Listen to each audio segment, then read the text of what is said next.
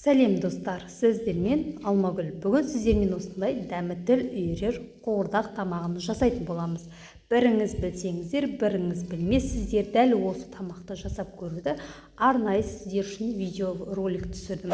Менің видеомды көріп, өздеріңіздің бағаларыңызды беріп, лайк басып, комментарий және жазып, және де менің арнама подписация жасап, қоңырауша белгісін басып қойды ұмытпаңыздар.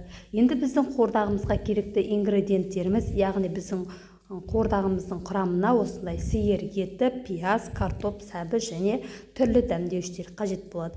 Барлық ет мен бауыр бүйректерінің барын осылай турап алдым. Енді пияздарымды да осылай турап алып, картоп, сәбіздерімізді осылай ортасынан бір бөліп, 4 бөлікке бөліп турап аламыз.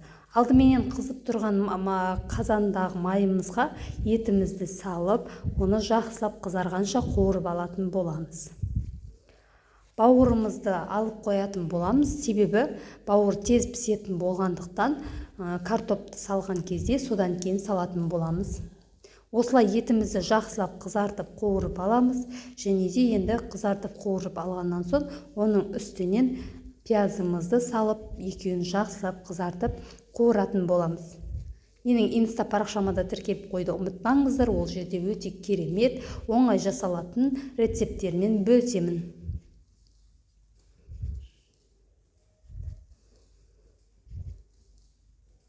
Осылайша пиязымыз бен етімізді жақсылап міне қуырып алғаннан соң картопымызды және сәбізімізді салатын боламыз.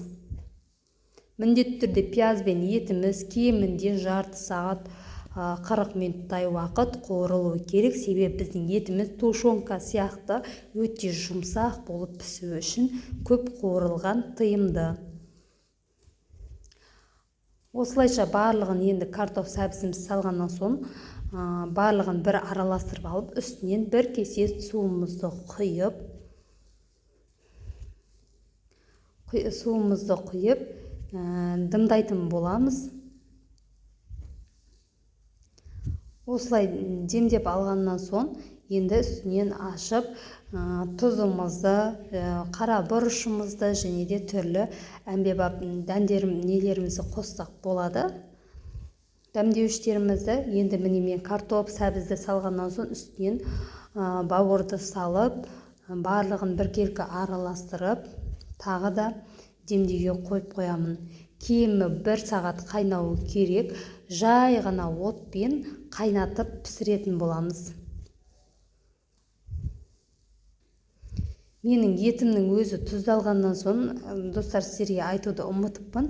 Бірінші майды қазанға құйған кездегі майым менің шұжықты алдын ала құйрық майды соған қыздыртып алған болатынмын. Тұз салып, сол кезде көп тұз салғаннан соң мен тұзды салмадым. Өздеріңіз, егерде еттеріңіз тұздалмаған болса, тұз салып, қара бұрыш салып, және түрлі дәмдеуіштер салсаңыздар болады. Міне 1 сағаттан соң менің қуырдағым пісіп дайын болды. Егерде менің видеом сіздерге ұнаған болса, түсінікті болған болса, маған лайк басып және өз ойларыңызды жазып, комментарий жазып қойды ұмытпаңыздар. Алдағы уақытта менен қандай рецепттер түсіруімді күтесіздер, соны жаза кетсеңіздер болады.